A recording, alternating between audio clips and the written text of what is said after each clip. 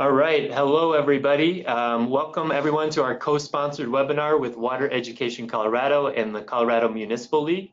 My name is Scott Williamson and I coordinate the education and outreach programs for Water Education Colorado. I'm here with Heather Stauffer from Colorado Municipal League. And just a few logistics before we continue. We'll record the webinar and post it on our website by the end of next week. And if you have any questions on that, please email me at scott@wateredco.org. Here's a brief introduction to Water Education Colorado. We're the leading organization in the state for informing and engaging Coloradans on water issues. We were invited by the Babbitt Center to help plan this webinar and a series of workshops on the topic of incorporating land use practices into water efficiency plans. It's great to be here with CML and all the municipalities represented on the phone. CML is a key partner for Water Education Colorado and has been involved in our leadership programs, including our water fluency course for non-water professionals and our water leaders program. We invite you to take a look at membership and program opportunities at Water Education Colorado on our website at wateredco.org.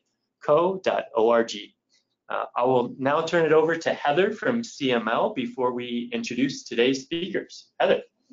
Good morning, everyone. My name is Heather Stauffer. I'm a legislative and policy advocate for the Colorado Municipal League. For those of you who are unfamiliar with the Colorado Municipal League, we're a nonprofit and we work to advocate on behalf of and provide resources to towns and cities across Colorado. Our membership includes 270 of 272 towns and cities across Colorado. So in addition to our advocacy program, we conduct trainings, host webinars, and conferences on various topics throughout the year. We also put together materials, books, newsletters, and other publications, which you can find on our website, cml.org. I just wanted to say thank you so much to Scott and the whole Water Education Colorado crew for putting this webinar together. Also, thank you so much to our panelists for sharing their knowledge and expertise with us today. It's going to be a great webinar. Great, thank you, Heather. So I'll go ahead and introduce today's speakers. So first up, we will have Kevin Reidy from the Colorado Water Conservation Board, followed by Ann Castle from the Getches-Wilkinson Center at the University of Colorado Boulder Law School, Erin Rugland with the Babbitt Center for Land and Water Policy, and then Jeff Tejral with Denver Water will provide a case study for today's discussion. Thanks, Jeff, for being here. So we'll have 4 expert speakers for you today. They will go ahead and pass to the next speaker to minimize our transitions. When you have questions, please type any questions that you have into the questions box, and we'll try to save 10 to 15 minutes at the end of the webinar to address those questions. Kevin Reidy will introduce today's webinar topic. Kevin is the State Water Conservation Technical Specialist for Colorado Water Conservation Board. He worked for 7 years for Aurora Water before starting this position in 2009. Kevin provides technical and financial assistance to water providers developing their water efficiency plans. Kevin, please take it away. Great, thanks, Scott. All right. Okay, so first question is why? Why are we doing all these trainings and webinars? And it's a really important question to kind of answer here because some of you may not know that we've added a guidance document for this for water efficiency plans at the state level. And so the Water Conservation Act requires us to revise and review conservation plans every 7 years. And this is really focused on mostly on covered entities, and those are the entities, the water providers who provide more than 2,000 acre-feet of water per year. But that's not limited to them. I always welcome more conservation plans than less because we've got a lot of smaller utilities that have done them in the last number of years. They realize that they've got to do better planning on that side, the demand side, and they've got to get ready for whatever growth that's going to happen. And that's what we're going to kind of talk about in this webinar today, about that intersection of water and growth and how we deal with this. Historically, it's been siloed in the past, and we're trying to break down those silos through these trainings and this guidance document. So kind of the background. In 2015, there was a bill that was presented, and now plans must include a full evaluation of and quote, best management practices for water demand management, water efficiency, and water conservation that may be implemented through land use planning efforts. So it's really about bringing that kind of water efficiency into your land use planning efforts and bring it into that water conservation plan. You know, how are, you know, your new development patterns, how are your land use efforts going to affect your water demand in the future? A really big, important question, and as you all know, we're growing, you know, quite rapidly along, especially on the Front Range in Colorado, and it's a question that was not really kind of brought up in, you know, even 10 years ago, but now we're really looking at that really much more closely. So we feel it's a really important aspect to kind of bring to the forefront now. Okay, so the goal of the guidance, you know, so this is really about, you know, assessing and assisting water providers to, you know, evaluate these land use practices. And it's really about what's best suited for you. You know, we're not trying to do a one size fits all here. We know that, you know, local control is very important, especially in land use planning, but specifically in water planning as well. You know, you've got different water supply portfolios, you've got different demands, you've got different issues that you're all dealing with. And so we wanted to try to kind of create a suite of options and a menu really to allow you, to help you to fit what works best into your system and how you're doing things. And also it really helps us, you know, within the water plan realm, helps us meet this measurable objective of by 2025, 75% of Coloradans living in a place that integrates this stuff together. So it's a goal that's coming up pretty quick. You know, it's 2019, so we're kind of coming pretty close on that. But we've made a huge amount of progress in the last couple of years, and this really helps us really attain that goal and kind of move forward and see what we can do next in the next iteration of the water plan. There we go. And so, you know, there's the why and one of the whys and why we're doing all this is because there's multiple benefits with this. You know, we use the term water smart from the start. It's in the water world, in the conservation world specifically, we've always kind of retrofitted things. We've always gone back and fixed things that we had to fix. You know, whether it be, you know, inefficient toilets or inefficient landscapes or whatnot, maybe inefficient commercial processes. So this is the idea of looking forward and say, okay, well, if we're going to keep on growing, how do we configure the initial development in a way that is water smart from the start? And it's a way to kind of cut off that kind of cycle of having to retrofit everything, but try to do things up front. And usually it's cheaper that way to do that. Really, it's another tool in the toolbox. You know, we're looking at increased demand and more limited supplies, which ties in the next bullet there, enhanced ability to absorb growth and increase resilience. I think if as we're looking at climate futures going forward, you know, we as communities, we're going to have to, in the urban centers, we're going to have to really think about this and figure out how we're going to grow and how we're going to develop, how we're going to shape our communities to be more resilient in the face of a drastically changing climate, aridification, if you will. We just had a good discussion about drought 10 minutes ago. So these things are all looming there. They're persistent problems that we see. And I think it's a really important thing to do this way because we can do it from the beginning. And again, it's in all of our hands, right? If we're in our local communities, we have the ability to do these things or not do them. And so we wanted to try to, bring these tools and resources to the forefront to help local communities deal with these problems.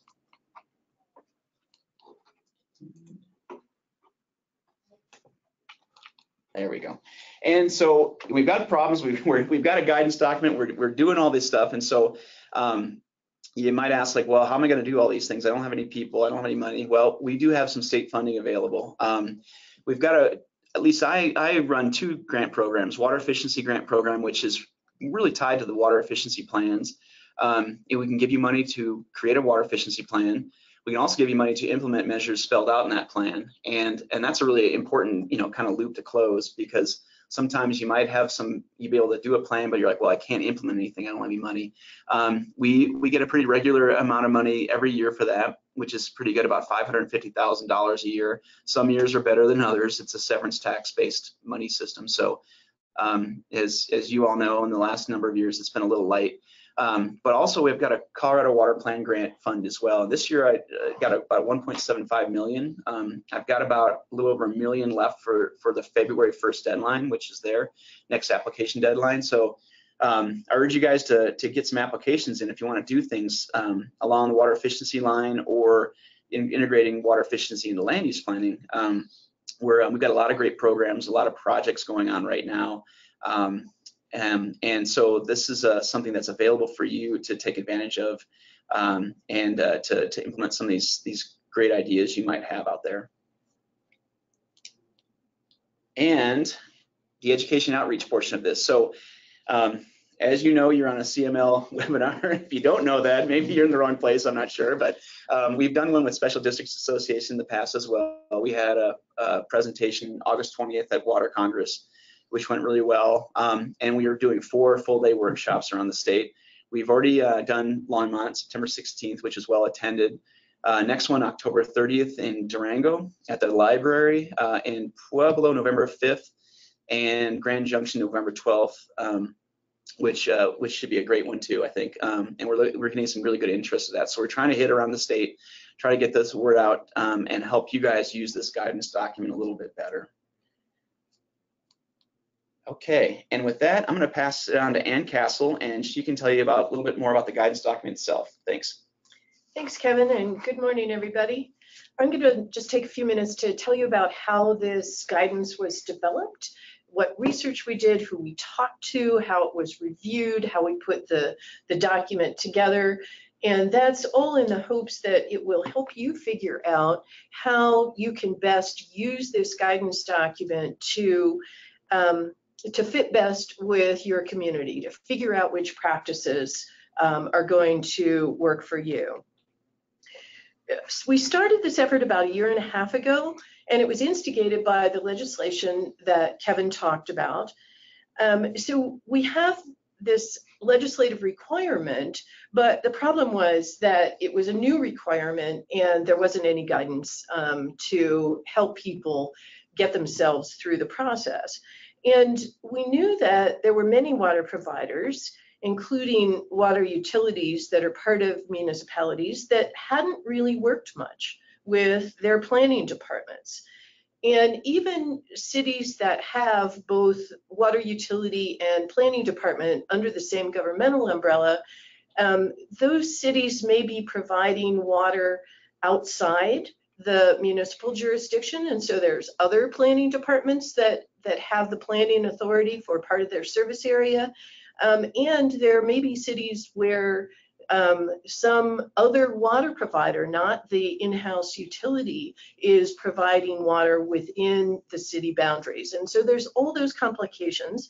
And we found that many water providers weren't familiar with how to effectively interact with the land use planning department with jurisdiction over their service areas, or the types of things that could be done in collaboration between the water provider and the planning department.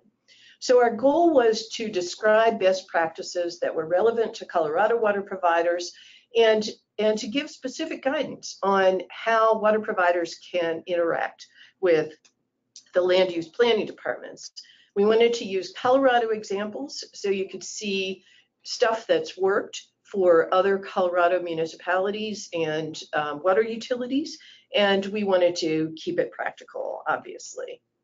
So we started with a literature review. We looked at more than 30 reports and articles and papers. And one interesting thing that we found when we did that was that most of the literature that exists on this integration between water planning and land use planning is aimed at planners. There's not much that's aimed at water providers. So part of our task was to fill that gap. So we did a big literature review. We picked out what we thought were the most promising areas and techniques, and then we wanted to make sure we could tailor that to Colorado. Then we did some interviews.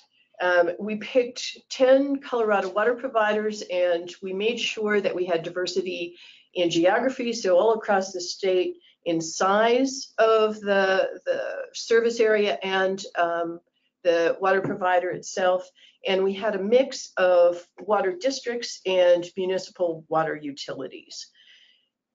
When we did these interviews, which took place a little more than a year ago, many of them, fortunately for us, included both the water utility personnel and the land use planners that were interacting with the water provider. And so we asked about what sort of interaction there was between the water provider and the land use planning department. And we were trying to get examples, to get good ideas, to get things that had worked for people, and also to find out what hadn't worked and what some of the barriers were that people were finding on the ground to having better interaction. And we also asked in these interviews what would be most helpful to the water providers in terms of a guidance document.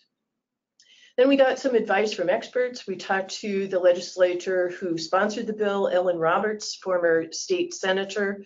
We talked to folks at the Pace University Land Use Law Center. They're the folks who do leadership training for land use planners and talk about water integration. And we talked to consultants who draft a lot of these water efficiency plans on contract with the water utility or water provider. And then we also assembled an advisory committee with people who are knowledgeable in the field, both of land use planning and water conservation. We had representatives of major water providers and also from CML, Special District Association. We had state government officials, elected officials, NGOs who specialize in this area. So we had that base of expertise to help advise us. So after the initial process, we produced just a checklist of best practices. We had that vetted through the advisory committee. And with that, we produced the first version of the guidance document, had another review by the advisory committee, produced a second draft, and then we had a workshop with about something over 40 participants that represented water providers and planning departments from across the state. What we were trying to do was get input on this guidance document from a broader spectrum of different officials involved in these areas. So we held it in Summit County last October with the idea that we could get better statewide participation, and we did. We had representatives from all different kinds of perspectives: cities, counties, consultants, Dr. Cog, Northwest Cog, NGOs, and we got their feedback on the second draft of the document, which we had sent out in advance. How useful is it? Can you read it? Is the format okay? Are the substantive suggestions practical? Will they work for you? And very importantly, what's missing? So with that input, we did another version of the guidance document, got final suggestions from the Water Conservation Board staff, produced a fourth and final version that went to the Water Conservation Board itself at their January meeting earlier this year, and it was approved. So now the guidance document that you have, or that's available on the CWCB website, is the official guidance of the Colorado Water Conservation Board. So just real quickly, some of the big lessons that we learned in this process. First, having Colorado-specific examples is really important for elected officials, because if you need to go to your city council or county commissioners or district water district board members, and they need to make a decision. Let's say you are suggesting a new ordinance or a new landscape code, or even just an example of low water use plants. but the council needs to approve. It is really helpful, and they can be much more comfortable voting for approval of whatever's being asked if they know that other communities have done the same thing and done it successfully. And there are people that they can talk to about that experience. So having those Colorado examples was particularly important. And secondly, we heard from a lot of people their desire for guidance on how you select from what is admittedly a long document with a ton of best practices in it. Because this document is kind of like a cookbook. There's a ton of recipes in it, and we have to figure out what recipes are best for each community. And as Kevin said, there is no one size fits all. So we can't tell you in rank order which best practices are going to work for you. That's something that you have to figure out for yourself. But we did put together some general principles to guide your selection. And you'll find the discussion about that and the general principles on pages 9 through 11 of this document.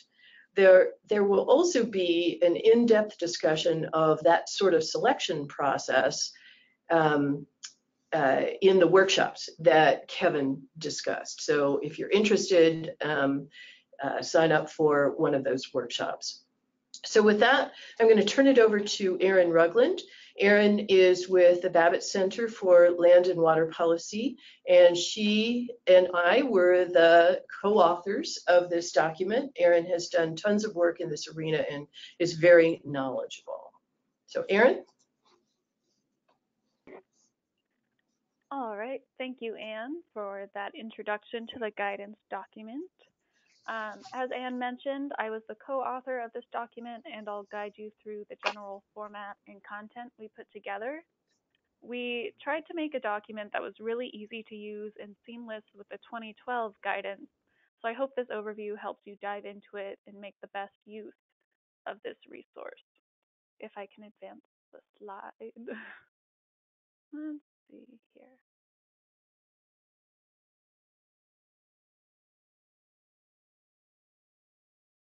There we go.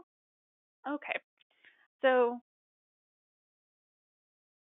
going back a slide, as you can see here, just based on the covers alone, we tried to make it really seamless with the 2012 guidance so that you can easily switch between the two and use all of the great information that's in the 2012 guidance, and then just use this addendum as a supplement to tackle the land use section specifically.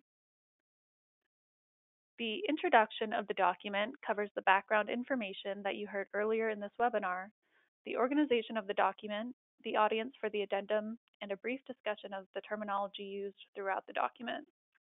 For example, we use the term planning department regardless of if a municipality has a planning department by name or if their land use planning is done by a community development or administration office. The next section is all of the best practices, and each one kind of looks like this example page here. So there are first higher level best practices that may be further defined like by subsequent practices as shown in number 9 on the screen, or are followed by further description like number 10 on the screen. Almost all of the practices have links to more information, and the examples provided in each practice have a variety of resources within them. So it may be more guidance or reports or tools about the practice, or it may be a local example of how another community or water provider has implemented the practice. And finally, each of the 4 major sections has at least one case study that more narratively illustrates implementation, and that is shown by the blue bar on the side of this example page.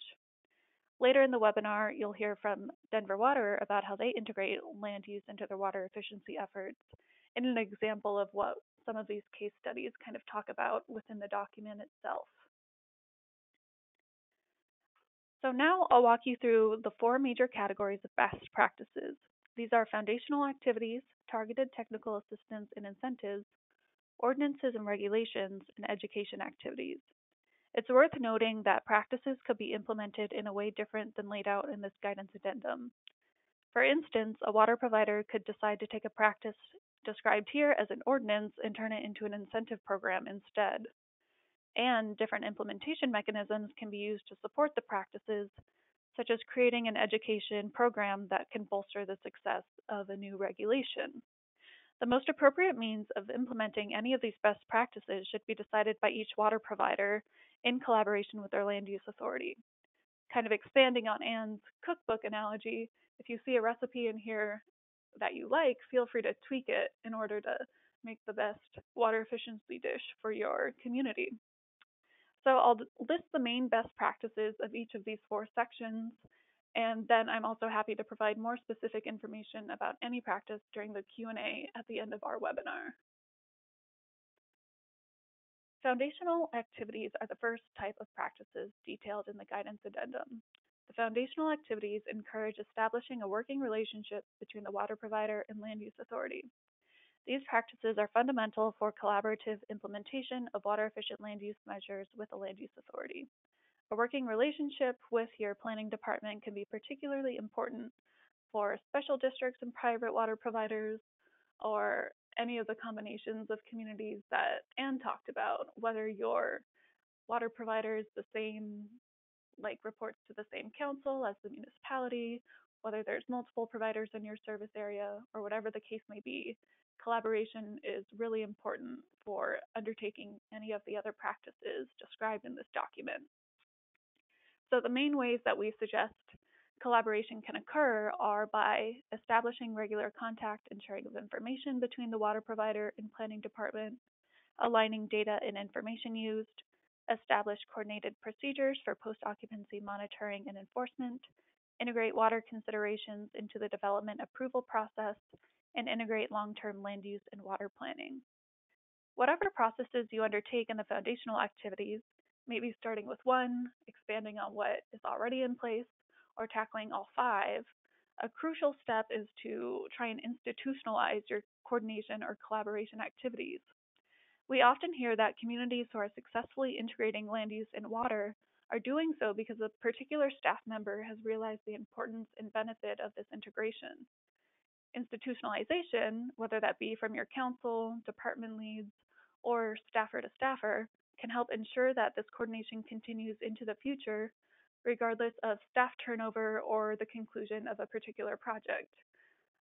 So for instance, if your water efficiency plan process is done, sealed, signed, and approved, you don't want collaboration to end with the finishing sentence of the plan. You want it to continue into the implementation stage of everything that you hope to achieve. The second section builds on the targeted technical assistance and incentives that are laid out in the 2012 guidance document. Each of these can be considered and operated jointly by the land use authority and the water provider. Incentives may be preferred over mandates for local governments, water providers, property owners, and developers. The practices in this section can be used to encourage water efficient behavior, building, or urban form, and can be used to help with compliance with other regulations. You can see the main practices in this section up on your screen, and I'd like to call particular attention to incentives for reduced irrigation, because under this practice on page 32 of the guidance document, we have detailed examples of low water use vegetation lists and linked to some existing resources from the Colorado Native Plant Society and the town of Castle Rock's recommended plant lists. These plant lists and others are really helpful for anyone that is considering incentives for reduced irrigation, as well as anyone thinking about changing their landscape codes or implementing residential water budgets.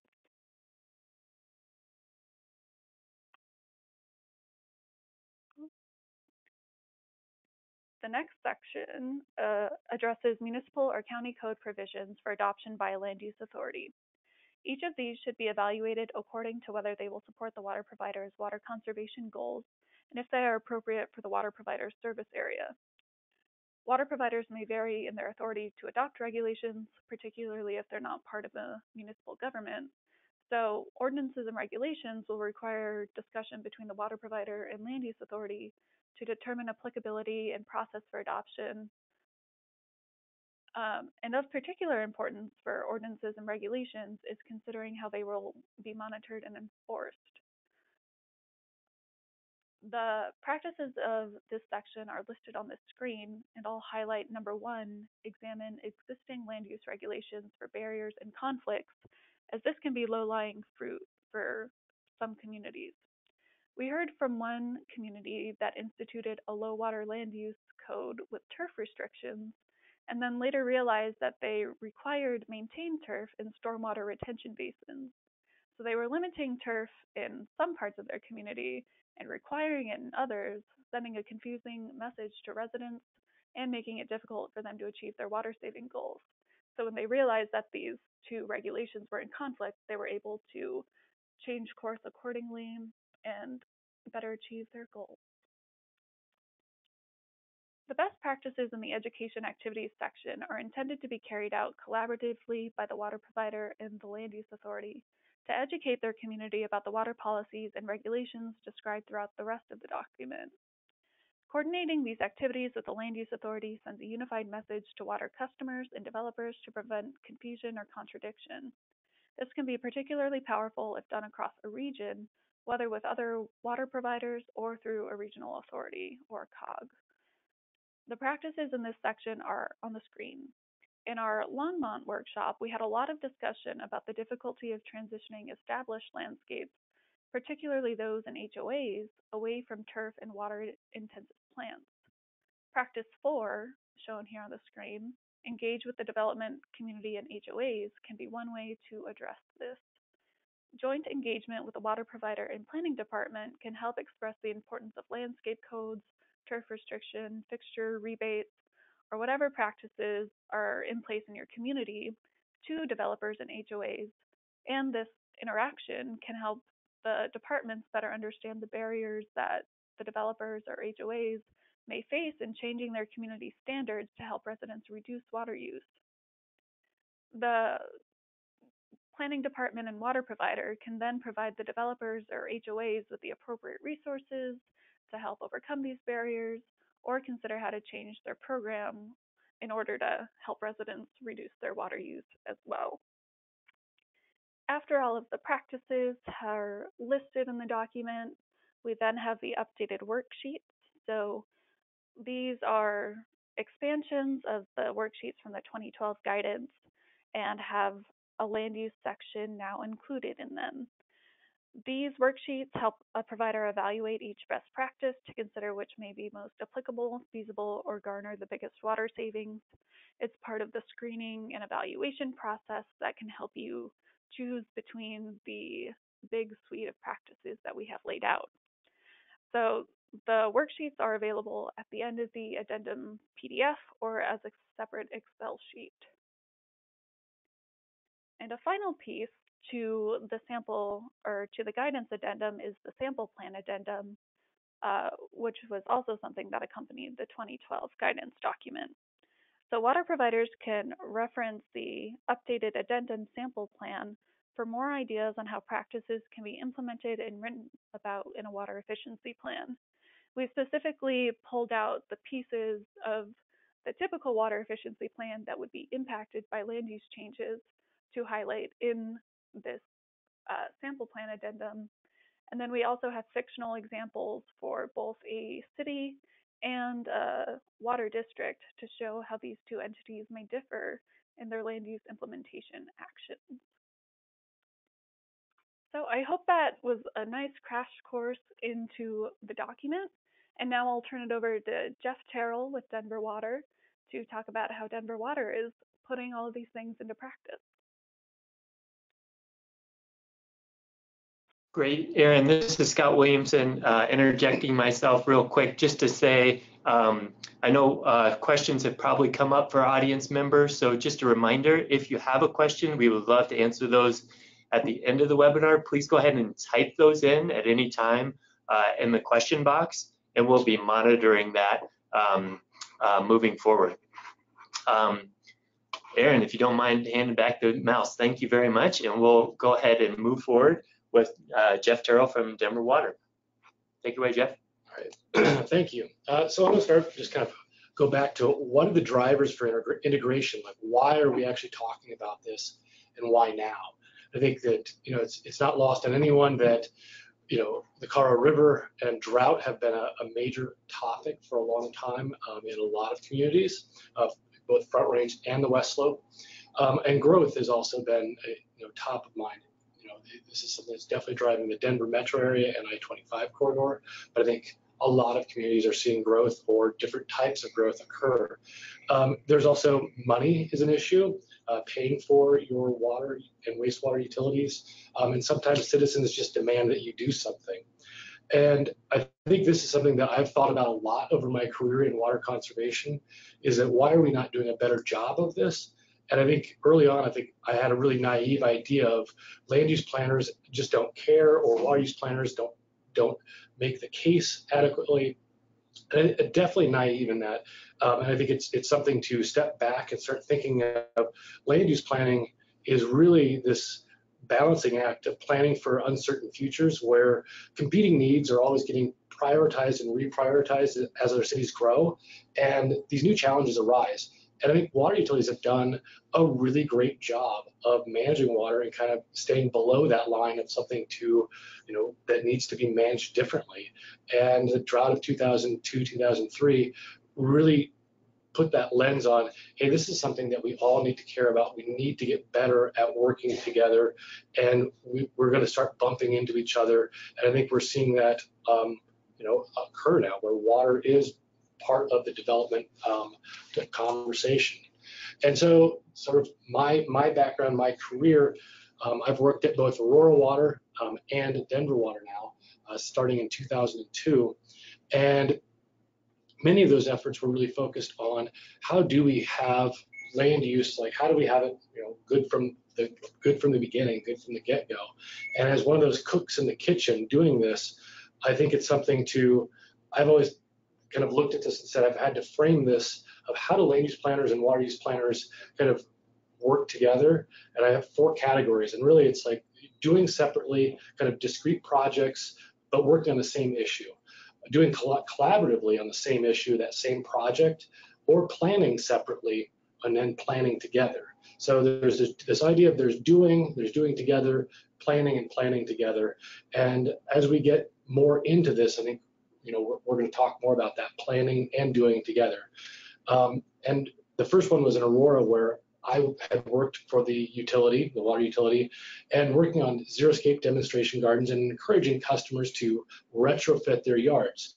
And I think this is something growing right out of the drought. We were at 9 months of water, 29% reservoir capacity at one point before rain started and snowpack started coming back up.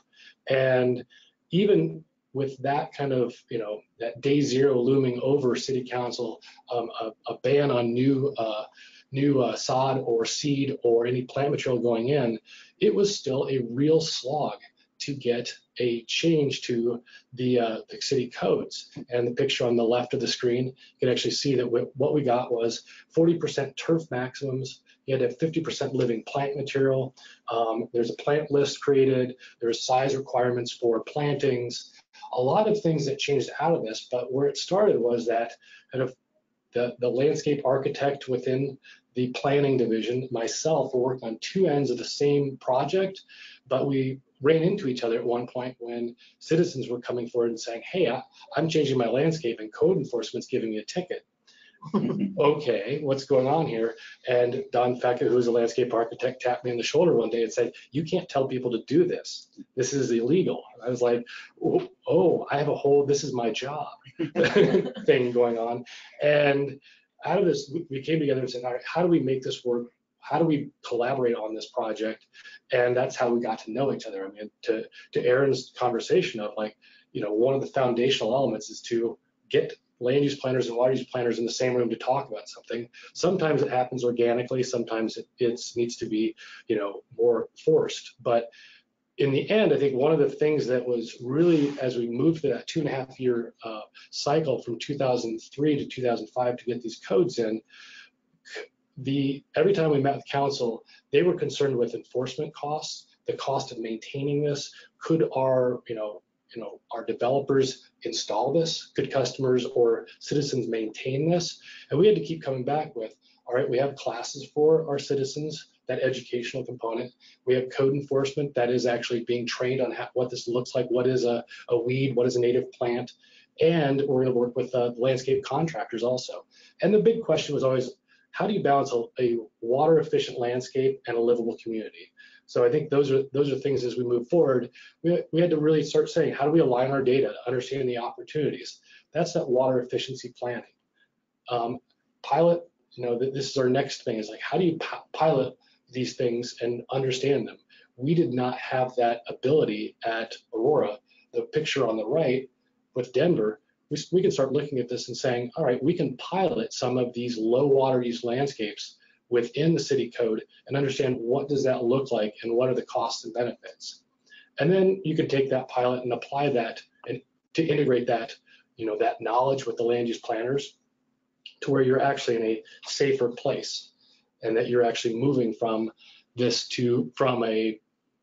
an idea to, I've done this, I know what I'm doing a little bit better. I'm not going to say I know exactly what I'm doing, but I know enough to be dangerous. So with that, we're working now with the Denver City and County.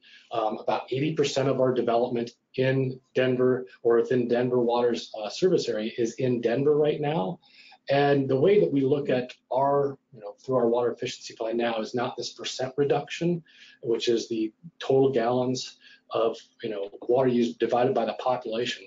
We're actually getting down to the site level and saying, what's going on at the landscape, what's going on with the indoor use, especially as we grow and we know we have more multifamily. We could easily just say, that picture before where there was one house there and one large yard, now there's 8 to 10 units and a very small landscape. Is that a win?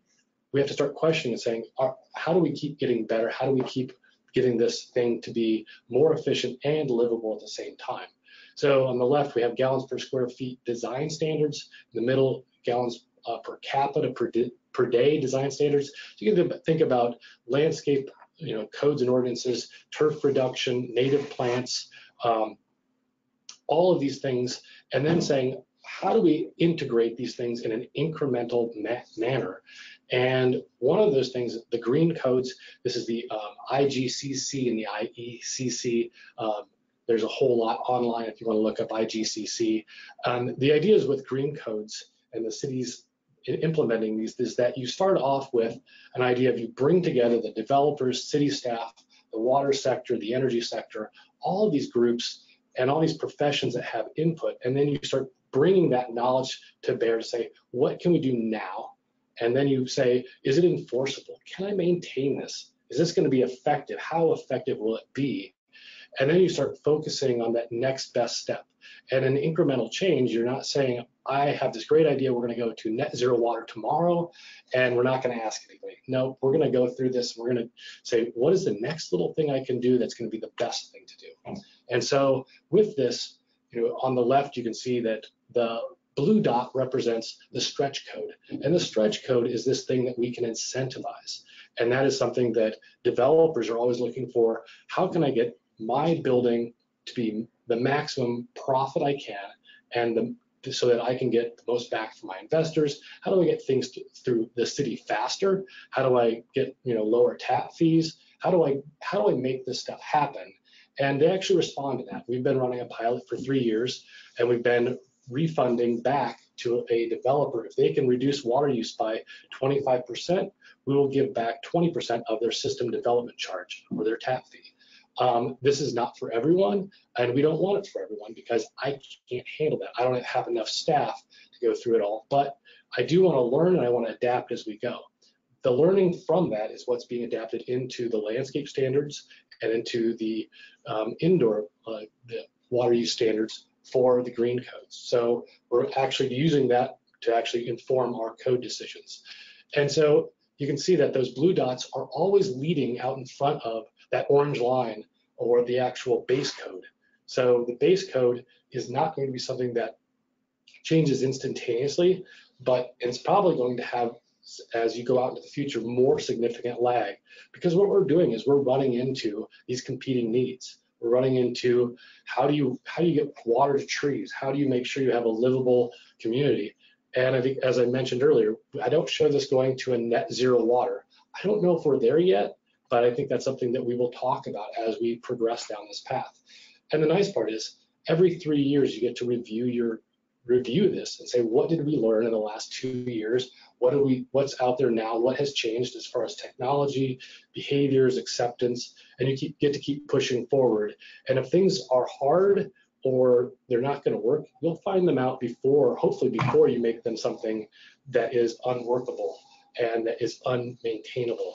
So that's really the kind of the upside of using the green codes. And as I said earlier, at some point, you're going to start saying, you're going to have alternative water sources as part of this. So we're going to have to start incentivizing gray water systems, stormwater systems, and other aspects, which brings us into, let's see,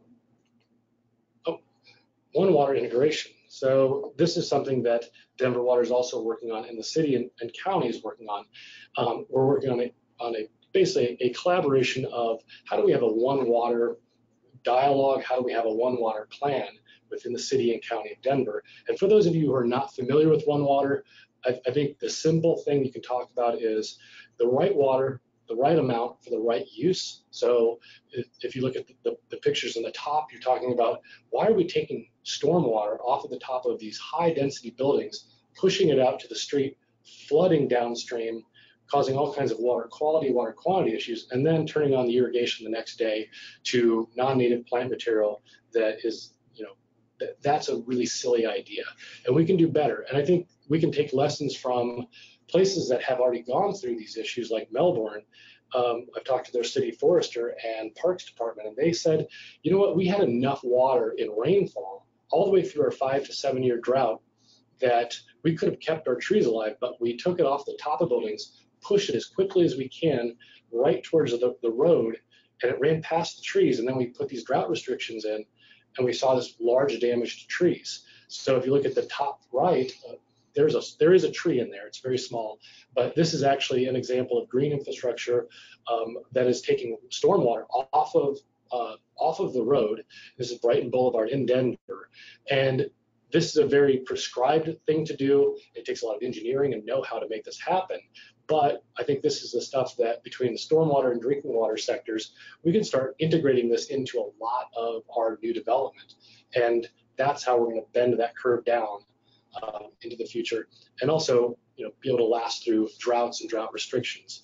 And that also can be something for the wastewater and drinking water. The diagram below is actually Denver Water's new building, our campus. We're going to be integrating a lot of One Water aspects into this, from rainwater harvesting, a gray water, a black water living machine that's actually going to process water back through for toilet flushing. So I think there's a lot of things that can be done, but we have to start pushing into some of these areas. And it's not lost on me or probably anyone else that this is going to really push into, the state water rights, into health codes, and into how do we make this stuff managed, and how do we make this something that is for all of our, our customers. How do we maintain this stuff from a cost, from a reliability, from a safety aspect? These are not things that I expect to see a black water machine in someone's single-family home in the next 5 years. Nor do I expect someone to put up a guardrail around a detention facility in front of their building or in front of their single family home. These are site specific, but we will push forward towards these low impact design One Water integration. And I think it's going to have a lot of benefit to the larger water sector, and not just thinking about just drinking water, but how do we start to integrate across these other silos that land use planning, water use planning, wastewater planning, stormwater has not really been part of. So with that, I will hand it back over to questions, and hopefully we can answer them all. Great, thank you, Jeff. Really appreciate it. So just one last reminder, Kevin mentioned the free workshops around the state, and each of those workshops is now full. Registration is full for those, but I really hope the conversation that comes out of that gets spread throughout the planning for land use and planning for water efficiency sides of things. So if you know somebody going to the workshop, please continue the conversation with them. And then, so we're going to move into resources and links before we get to questions. So Kevin Reidy has posted lots of helpful resources on the Colorado Water Plan website, as well as under the Water Efficiency Grant Program, and then the Colorado Water Plan grants as well. Those links are up there, and I'll just hand it over to Kevin briefly to talk about the funding that's available to help implement some of these recommendations. Okay, sure, Scott, thanks. Yeah, so if Scott just mentioned that we've got the Water Plan website, so I've been posting a lot of the projects that are happening out there in the world, and some of them are Water Plan grant funded already, and some aren't, but we've been kind of keeping a tally. And as part of this group, we've got a group of Land and Water Planning Alliance that we meet every quarterly. So if anybody's interested in that, please shoot me an email. We can get you on a list. It's open to anybody who wants to attend. We just kind of sit together and figure out who's doing what, and we try to kind of figure out, not to step on toes, but to kind of build on the momentum we've got going on this stuff. And then as you see the bottom two links, the Water Efficiency Grant Program and the Water Plan grants are on our CWCB website. And as I mentioned, the Water Efficiency Grant Program is an open enrollment kind of rolling application. So if you've got a good project from your water efficiency plan or want to do one, do that. Or if you've got a really kind of a cool, innovative idea on water and land integration, please hit me up for that under the Water Plan grants. Like I said, we've got some cash in that fund right now, and we're always looking for new, innovative ideas and seeing how people are kind of pushing those boundaries of how they're doing this work. Great, thank you, Kevin. So we've got a few questions that have come in as we were talking, and please continue sending those in. We've got about 8 minutes to cover questions now, and I'll read the question out loud, then I'll hand it over to the appropriate panelists to respond. And the first one's going to be, I think, an easy one for Jeff. Jeff, what you mentioned was the right, in terms of for one water, the right water, right amount, and what was the third right thing? For the right use. For the right use. Okay, excellent, thanks. And then second question from Juan Roberto Madrid. He says, yes, we can do better in that regard, and he would love to see greater efficiency with golf courses that water right after big rainstorms as well. So that's a comment from Juan. Thank you, Juan. And then a question from Jill Brownell. Does one water follow the prior appropriation doctrine for rain harvesting? So I'm going to go ahead and turn this over to Jeff to respond to from the Denver water side. Yeah, I think this is one of those areas that probably should have touched on more, but yes, it can. I think one of the things that you can do right now is you can direct it, not collect it. There is allowances for single family up to 4 plexes to have 110 gallons of rainwater harvesting, the rain barrels. If you do something different than that, you will have to augment. So I think on the slide, if you look back real tiny down there, is that we are going to be augmenting the rainwater harvested. That's pretty easy for a water provider because we have water rights. For anyone else who's thinking about doing this, of actually collecting the rainwater to then distribute later on, I generally tell people it's about 2 years to get through the process and about $200,000 between legal fees and engineering fees to get that to happen. The easy path is to say, how do I direct this to go across my landscape so that it's actually not ponding over that 72 hours? So you're actually using it to infiltrate and clean the water and using it for beneficial use, but you're not actually breaking the law. So I think this is happening in a lot of places. If you have a downspout and it's going across even your bluegrass lawn, you're not breaking the law. And I'll add to that too, is we've got a rainwater harvesting pilot program that's been going on for a number of years. It's from a piece of legislation from 2009. And some of you may have heard of Sterling Ranch, and they're the first and only pilot project. We've got up to 10 across the state that can be happening at once. And I think roughly about 3 in each basin, something like that. And but Sterling Ranch is the only one so far. But the great thing about that is we've had about 8 years of really good solid data of what's happening with the water infiltrating, running off that site, since it was a greenfield site. And basically they're showing very little water that's getting back to the stream. So they're going to be using that for their substitute water supply plan with the Division of Water Resources.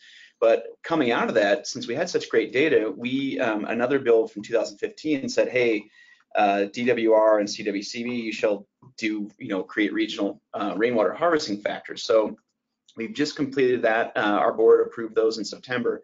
And basically what that does is it applies a regional factor to, depending on what your soil types are on your site, where you can apply a methodology. And instead of having to go through and collect all the data for so many years, you can come into the pilot project and say, I'm going to use a regional water factor and use that to apply for your substitute supply plan. It's definitely more conservative than what Sterling Ranch is going to come out with by doing their own data collection, but it's a way to streamline the pilot project so more people can get in there, so we can see how that affects the downstream use of that water and how much infiltrates and gets through. So that's another way that fits into that role we're kind of doing this pilot project, so we can kind of see how that works with the prior appropriation doctrine.